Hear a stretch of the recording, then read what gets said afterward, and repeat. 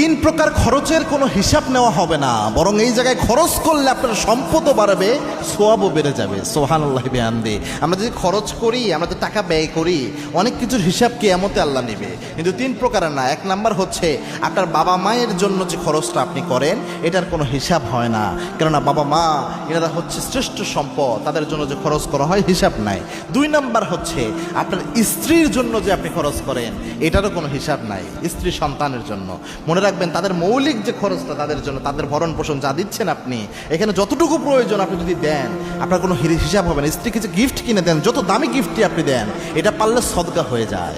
এবং কি আল্লাহর হাবিব সাল্লাল্লাহু আলাইহি ওয়াসাল্লাম জানিয়েছেন, তোমরা যত খরচ করো সব খরচের মধ্যে, যত দান করো সব দানের মধ্যে উত্তম দান যেই খরচটা তোমরা তোমাদের স্ত্রী সন্তানের জন্য করো। সুবহানাল্লাহ। আল্লাহর হাবিব স্পষ্ট হাদিস যে স্ত্রী সন্তান পরিবারের জন্য যে খরচ করা হয় এই খরচটা আল্লাহর কাছে সবচেয়ে প্রিয়, সবচেয়ে শ্রেষ্ঠ দানের সওয়াব, সদকার সওয়াব আল্লাহ আপনার আমলনামায় তুলে দেয়। সুবহানাল্লাহ।